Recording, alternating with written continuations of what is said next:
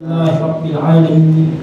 وإلى حضرة النبي محمد صلى الله عليه وآله وصحبه وسلم، ثم إلى أرواح آبائه وإخوانه الأنبياء والمرسلين والصحابة أجمعين والتابعين لهم بإحسان إلى يوم الدين، ثم إلى أرواح آبائنا وأمهاتنا وأجدادنا وجداتنا ومشايخنا ومعلمينا في الدين، ولجميع المسلمين والمسلمات والمؤمنين والمؤمنات، سلام شيخنا ورب أرواحنا الحبيب علي بن الحبيب عبد الرحمن السلام، وشيخنا ورب أرواحنا كهدي الدين بن كهب الخير وأصولهما وفروعهما، أن الله يتغشاهم بالرحمة والمغفرة، أن الله يغفر لهم ويرحمهم ويعلي درجاتهم بالجنة، ويعيد علينا من بركاتهم وأسرارهم وأنوارهم وعلومهم ونفحاتهم وكراماتهم وإمدادهم في الدين والدنيا والآخرة. الفاتحة لهذه النية على كل نية صالحة، جالبة لكل خير دافعة لكل شر، إلى حضرة النبي محمد صلى الله عليه وسلم. الفاتحة. أعوذ بالله من الشيطان الرجيم. بسم الله الرحمن الرحيم.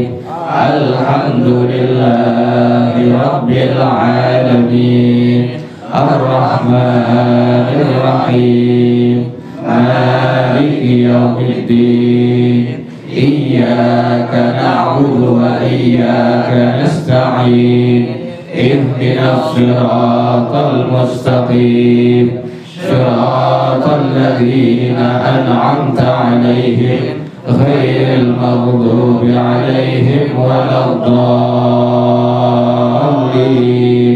آمين.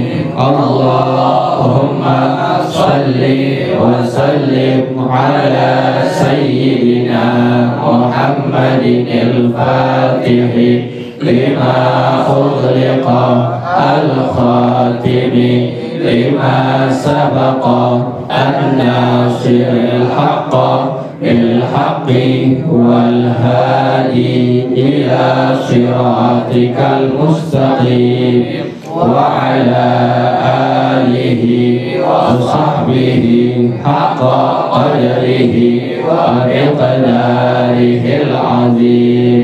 اللهم أخرجنا من ظلمات الوهم وأكرمنا بنور الفهم، وافتح علينا بمعرفة العلم، وحسن أخلاقنا بالحلم، وسهل لنا أبواب فضلك، وانشر علينا من خزائن رحمتك يا أرحم الراحمين. بسم الله الرحمن الرحيم. بسم الله الرحمن الرحيم. Kedua, mengucapkan takbiratul ihram. Ketiga, berdiri bagi yang mampu, jika bentuknya salat fardu. Keempat, membaca surah Al-Fatihah, termasuk mengucapkan Bismillahirrahmanirrahim. Secara urut, sambung menyambung, berikut tasydid atau syiddahnya. Maksudnya surat Fatihah dimaksud tidak sah diputar balikan atau disungsang, seperti ayat nomor 1 dibaca pada nomor 3, dan ayat nomor 2 dibaca pada nomor 5, dan seterusnya. B. Sambung menyambung.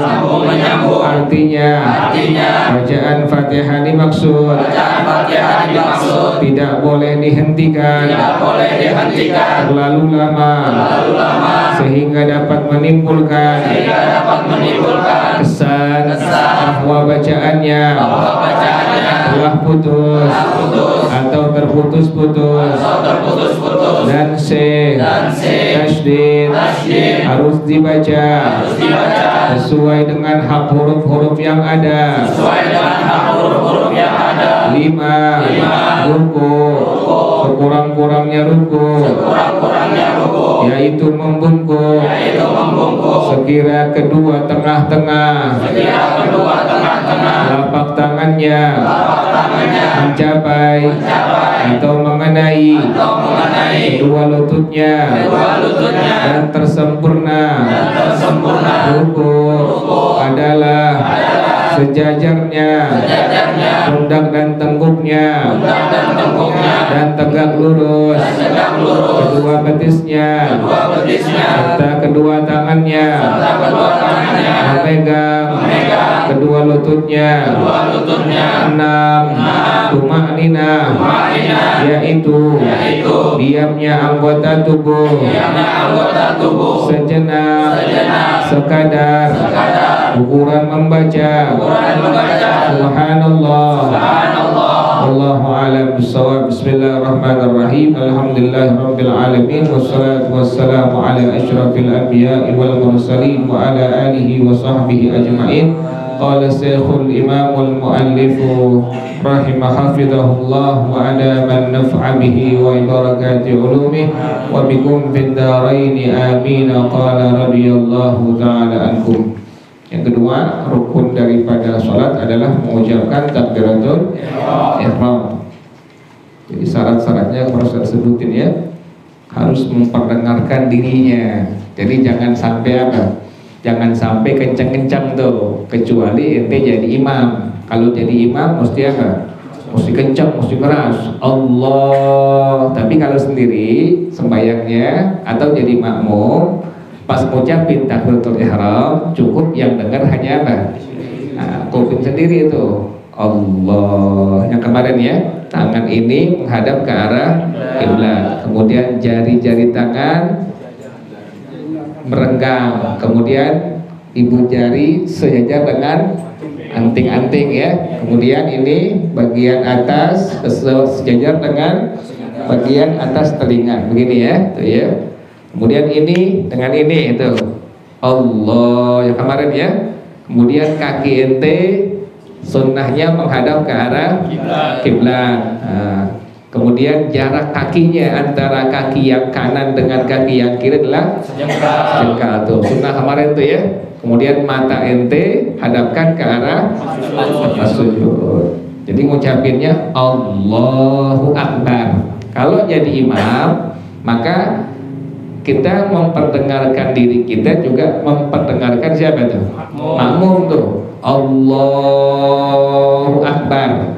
Nah si makmum pas dia ngucapin takbiratul ihram itu kewajibannya syaratnya hanya memperdengarkan dirinya saja. Allahu Akbar ya.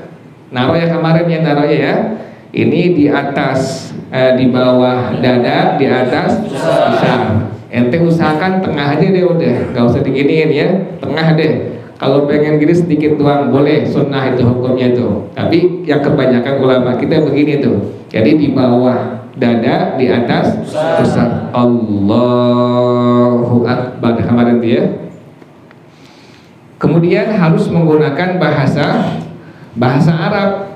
Makanya kalau yang nggak mampu nggak bisa harus menggunakan bahasa Arab. Harus belajar wajib dia tuh. Yang kemarin nggak boleh ngucapin dengan O.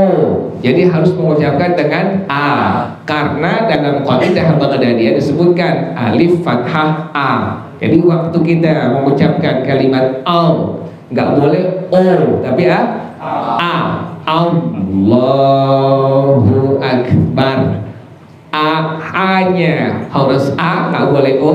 Kemudian setiap kalimat-kalimat huruf yang kita keluarkan itu nggak boleh keluar dari makhrajnya. Yang lam dibaca lam, Allahu.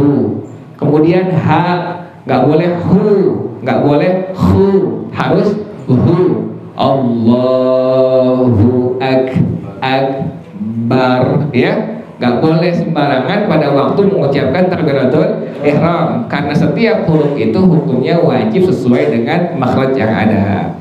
Jadi harus menggunakan bahasa Arab, kecuali emang udah nggak bisa sama sekali, udah belajar sama sekali nggak bisa, maka orang itu diperbolehkan menerjemahkan dengan bahasa yang dia bisa. Allah Maha Besar, boleh nggak? Boleh, kalau memang dia tengah apa tuh? Nggak bisa sama sekali menggunakan bahasa Arab. Kalau masih bisa, maka ini orang mesti wajib menggunakan bahasa Arab. Kemudian harus tertib di antara keduanya itu, nggak boleh berantakan, nggak boleh akbar Allah, nggak boleh, harus Allahu Akbar. Kemudian tidak boleh memanjangkan hamzah pada jalalah, nggak boleh kita panjangin Allahu Akbar, nggak boleh. Allahu Akbar. Juga nggak boleh memanjangkan baknya, Allahu Akbar, nggak boleh. Jadi sesuai dengan yang ada ketentuan para ulama, Allahu Akbar. Jadi nggak boleh Allahu Akbar, nggak boleh. Atau yang dipanjangkan baknya, Allahu Akbar, nggak boleh.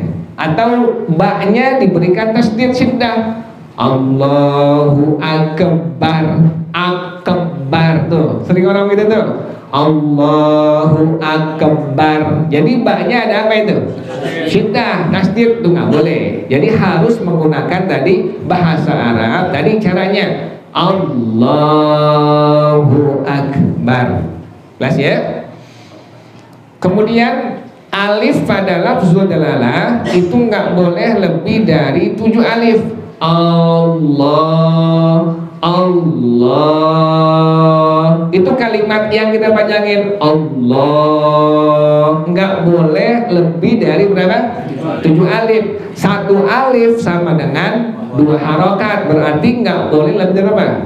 14 harokat tuh. Waktu kita bilang Allah, Allah, kan masuk niat tuh, sholli fardal maghribi. Kalau kita berjamaah jadi makmum, tambahin kalimat makmuman. Jadi pas Allah masuk niat di hati ente tuh, usolli fardal maghribi makmuman, atau usolli fardal maghribi imaman.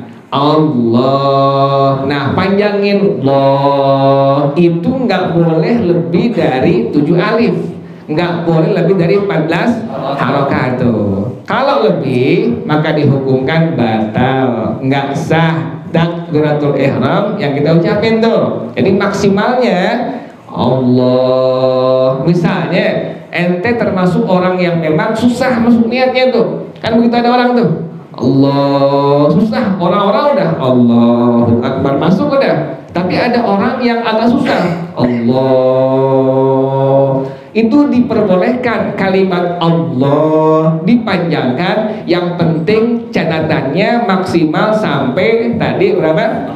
7 alif atau 14 harokat. Jadi kalau lebih akan dihukumkan batal takbiratul ihramnya, maka dihukumkan wajib diulang apa? Diulang takbiratul ihramnya. Bikin nggak enak nih, bikin nggak enak suara.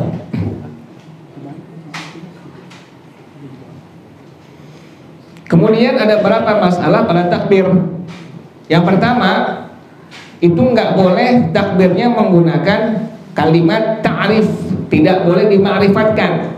Harus Allahu Akbar, nggak boleh Allahul Akbar, nggak boleh. Jadi harus Allahu Akbar. Jadi nggak boleh ente bilang gimana tadi? Allahul Akbar, nggak boleh itu. Jadi Allahu Akbar, nggak boleh ente bilang Allahul Akbar. Akbarnya dipakai tadi apa tuh? Alif lam, nggak boleh tuh. Allahul Akbar, harus Allahu Akbar. Jelas ya? Jadi nggak boleh kalimat akbarnya ente tambahkan dengan kalimat Allahul Akbar. Nah itulah pada masalah takbiratul ihram. Kemudian si makmum mengucapkan takbiratul ihramnya itu harus setelah si imam habis membaca takbiratul ihramnya. Sunnah tuh. Pas imam udah di mihrab, ente makmum jangan ngobrol. Udah siap-siap apa tuh? Siap-siap posisi untuk melakukan sholat yang fardu. Si imam udah siap di mihrab, ente udah siap tuh. Siap ente punya berdirinya, pandangan matanya. Nanti pas imam Allahu Akbar, pas imam sampai tar, ente langsung apa? Allah, tuh ya, begitu ya. Pas imam Allahu Akbar, imam udah habis bar, kita selaku makmum langsung apa tadi? Allah. Di situ dapat keutamaan pahala mengucapkan kalimat takbiratul ihram setelah imam membacanya itu. Jadi pas imam Allahu Akbar, ente langsung apa? Allahu Akbar. Ingat tadi itu, imam sampai di mihrab jangan ngobrol. Udah siap-siap ngapain tuh? Siap-siap untuk melakukan sholat yang fardu tuh. Pandangan mata, kemudian kaki, kemudian kita punya badan. Jadi gak boleh sama sekali ngobrol. Kemudian pas imam udah selesai kalimat Allahu Akbar, ente langsung apa tadi? Mengucapkan takbiratul ihram, Allahu Akbar. Jadi nggak boleh duluin. Syaratnya si makmum harus takbirnya itu diucapkan setelah imam apa? Selesai mengucapkan takbiratul ihram. Kemudian syaratnya harus menghadap ke arah kiblat. Ke sono dulu itu. Jangan ke sono, Allah, nggak boleh. Jadi harus ke arah kiblat dulu tuh. Arah kiblat udah rapi, benar-benar ke arah apa? Kiblat, langsung ngucapin takbiratul ihram. Nggak boleh ke sono, Allah, nggak boleh itu. Ke sono nggak boleh, Allah nggak boleh. Jadi harus menghadap mana tuh? Arah kiblat. Itu syarat daripada makmum pada masalah tambahan berjamaah. Jelas ya? Kemudian yang ketiga, berdiri bagi yang mampu. Jika bentuknya sholat yang fardu, harus berdiri. Selama masih bisa berdiri, harus berdiri. Yang kemarin sama, cara berdirinya sama. Jadi harus berdiri. Nggak boleh duduk kecuali memang tidak apa? Nggak mampu. Udah nggak bisa berdiri karena dia sakit atau utur yang lain, maka diperbolehkan sholatnya dalam kondisi dia duduk, diperbolehkan tuh. Jadi kalau diri nggak bisa, silahkan sholatnya dalam keadaan duduk. Yang pertama, sholat dalam keadaan duduknya diperbolehkan dia di atas kedua lututnya, kayak begini nih, begini.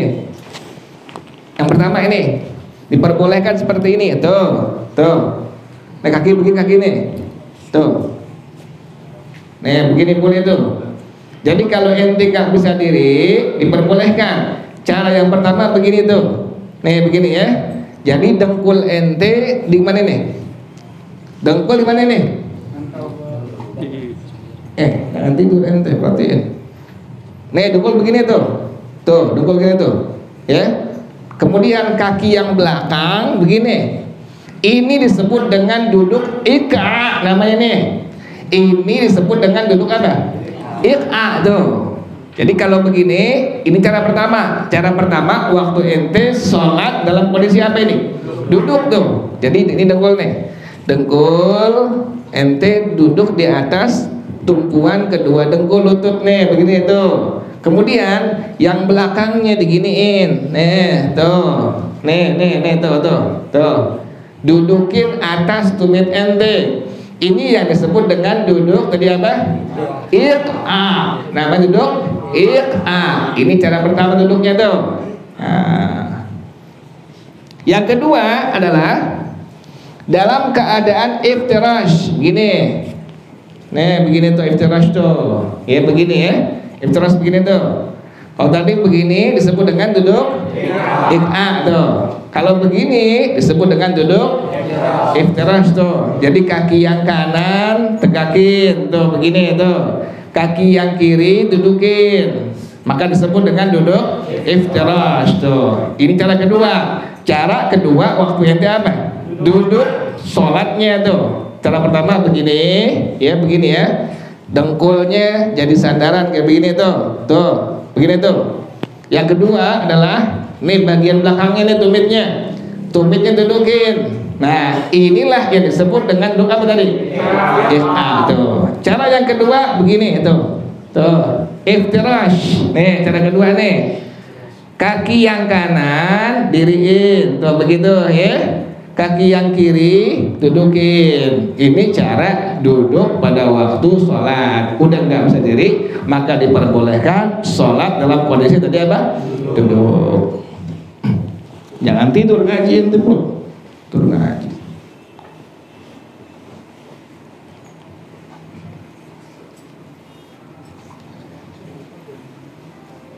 Jadi pertama diri nggak bisa duduk. Tadi duduknya tadi boleh duduknya duduk tuh, bersandar di atas kedua dengkul, kemudian kaki yang belakang ente punya pantat dudukin bagian tumitnya, itu disebut dengan duduk atau silahkan menggunakan duduk iftirash. Kaki yang kanan diriin, kaki yang kiri dudukin dengan bagian ente punya pantat. Jelas ya? Kalau nggak bisa duduk, maka diperbolehkan muttaji'an, diperbolehkan berbaring. Nah begini nih, berbaring nih. Nih, boleh berbaring begini, nih, bertumpu di atas lambung yang sebelah kanan nih, begini nih, begini nih, tuh begini tuh, ya, boleh seperti ini, bertumpu di atas lambung yang sebelah apa ini? Kanan. Boleh seperti ini, nih, boleh seperti ini, nih, tuh. Yang penting harus menghadap mana tuh? Arah kiblat, ingetin tuh. Jadi boleh ente bertumpu menggunakan lambung yang apa? Sebelah kanan. Tadi begini, ya. Duh, repot.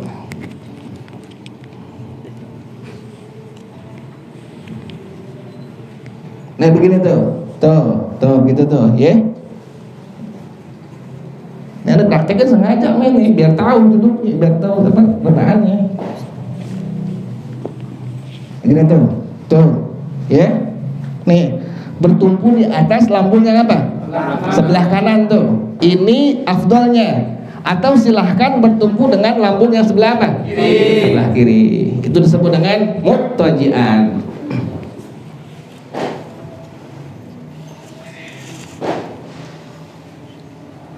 Jelas ya? Jadi pertama diri nggak bisa, maka duduk. Tadi duduknya boleh bertumpu di atas kedua lutut. Nah, kemudian bagian pantat ente dudukin atas apa? Kedua tumit. Itulah yang disebut dengan duduk atau diperbolehkan menggunakan duduk apa tadi? Iftirash tuh. Kaki yang kanan ente diriin, kaki yang kiri ente dudukin tuh, dudukin dengan tidurin berbahan dong. Gini tuh, dudukin dengan pantat yang sebelah kiri. Itulah yang disebut dengan duduk iftirash. Kalau duduk nggak bisa, maka diperbolehkan tadi apa? Berbaring, muttaji'an, berbaring tadi itu. Boleh bertumpu di atas lambung yang sebelah kanan atau lambung yang sebelah kiri. Tapi afdalnya bertumpu di atas lambung yang sebelah kanan. Nggak enak soalnya. Ya. Cek sama nggak enak. Ini udah bener ini ya arahnya. Fa'in ajaza tuh udah bener. Fa'in ajaza shalla mustalqiyan ala qafahu. Maka jika dia sembahyang nggak mampu berbaring, maka sholatnya dia celentang di atas tengkuknya. Dan dia memberikan isyarat dengan kepalanya ketika dia ruku dan sujudnya. Kalau ente celentang, tadi ada mustalqiyan, ada muttaji'an. Pertama qaiman, diri ya, diri biasa ya kemarin tuh ya. Kemudian kalau diri nggak bisa, maka duduk. Tadi duduknya begini tuh, bertumpu di atas lutut kanan dan kiri. Kemudian bagian yang belakangnya duduknya boleh seperti ini. Nanti repot gitu Pit. Nah gitu tuh, nah begitu tuh. Jadi tumit ente, bagian tumit ente dudukin. Ini disebut dengan apa ini? It'a tuh. Atau silahkan diperbolehkan ini begini tuh. Kaki yang kanan diriin, kemudian kaki yang kiri dudukin. Disebut dengan apa ini? Iftirash tuh. Tuh, jelas ya. Jadi kalau diri nggak bisa duduk, duduknya boleh duduk iqa atau boleh duduk tadi iftirash. Yang ketiga, boleh dalam kondisi apa tadi? Muttaji'an, berbaring tadi. Berbaring diperbolehkan bertumpu di atas lambung yang sebelah kanan atau di atas lambung yang sebelah apa? Kiri. Tapi afdalnya adalah menggunakan bertumpu di atas lambung yang sebelah kanan tuh. Kalau berbaring nggak bisa, jadi berbaring disebutnya muttaji'an ya. Kalau berbaring nggak bisa, maka mustalqiyan ala qafahu. Maka ini orang celentang di atas tengkuknya. Begini nih. Nih kiblat nih celentang gini nih. Disebut dengan mustalqiyan. Nah begini tuh. Tuh, mustalqiyan tuh. Tuh. Ya. Kalau tadi begini tadi apa? Ngertiin tuh. Tadi yang begini apa namanya? Gimana namanya? Muttaji'an. Boleh di atas, bertumpu di atas lambung sebelah kanan, boleh di atas lambung yang sebelah kiri. Kalau tadi yang begini disebut dengan mustalqiyan. Gitu tuh. Jadi ente bagian kepalanya, bagian seluruh badan depannya harus diarahkan kemana? Arah kiblat. Jadi kepala, kemudian kaki, bagian depan harus dihadapkan ke arah kiblat. Jelas ya? Jadi pertama qa'iman, diri. Yang kedua qa'idan, duduk. Tadi duduknya boleh duduk iqa atau duduknya boleh duduk iftirash. Yang ketiga adalah kalau duduk nggak bisa, silahkan sholatnya dalam kondisi muttaji'an namanya ya. Jadi pertama qa'iman, yang kedua qa'idan, yang ketiga muttaji'an. Tadi muttaji'an artinya berbaring. Boleh menggunakan lambung yang sebelah kanan atau lambung yang sebelah kiri. Afdalnya menggunakan lambung yang sebelah kanan. Kalau muttaji'an nggak bisa, maka mustalqiyan. Tadi ente celentang, tapi celentangnya menggunakan tadi apa ini? Tengkuk. Dan ente bagian kepala, bagian kaki itu wajib arahkan ke arah kiblat. Jadi nggak boleh sembarangan tuh. Celentang boleh, tapi ingetin bagian kepala, bagian kaki itu wajib diarahkan ke arah mana? Arah kiblat. Itu saking wajibnya sholat yang wajib, yang fardu itu. Diri nggak bisa duduk, duduk nggak bisa berbaring, berbaring nggak bisa celentang. Kemudian celentang nggak bisa, maka dia memberikan isyarat menggunakan bola matanya tuh. Celentang nggak bisa, maka tetap sembahyang wajib menggunakan apa? Bola matanya. Kemudian menggunakan bola mata nggak bisa, maka wajib sholat dilaksanakan menggunakan hatinya. Ya Allah, saking wajibnya tuh. Dari diri nggak bisa, qa'iman harus apa tadi? Qa'iman duduk. Duduk nggak bisa harus muttaji'an, berbaring. Berbaring nggak bisa harus mustalqiyan. Celentang nggak bisa, maka harus memberikan isyarat menggunakan bola matanya. Kemudian menggunakan bola mata nggak bisa, maka harus sholatnya dikerjakan menggunakan apa? Hatinya habis. Bayangin, udah habis kelar tuh, udah habis selesai itu ya. Ini orang sama sekali harus dari hatinya, udah langsung apa? Sembayangin. Jelas ya? Nah, itu cara orang apa tuh? Sembayangnya. Wallahu a'lam. Al-Fatihah. Bismillahirrahmanirrahim. Alhamdulillahirabbil alamin. Ar-Rahmanir-Rahim. Maliki yaumiddin. Iyyaka na'budu wa iyyaka nasta'in. Ihdinas siratal mustaqim. Siratal ladzina an'amta 'alaihim ghairil maghdubi 'alaihim waladdallin. Amin. Ilahi bijahil anbiya wal malaikah wa bil awliya'i judana bil ijabati ilahi tawassalna bi Qur'anikal karim tunawwir basyirati wa sam'i wa muqallati wa tulhimuni rushdi wa tarzuqni ilma yaqini tuwafiqani li husnil ibadati bi asma'ikal husna tajudu bi taubatin nasuhin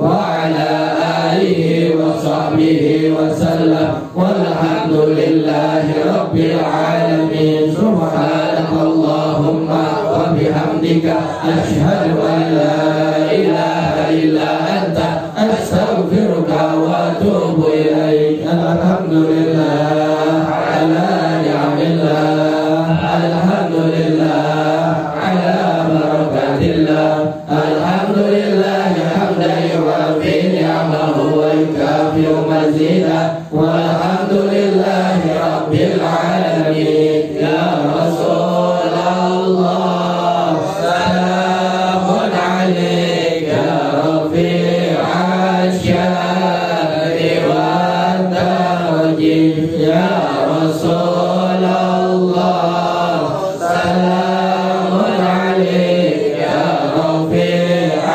الشان والدرج يا رسول الله سلام عليك يا رفيع الشان والدرج الله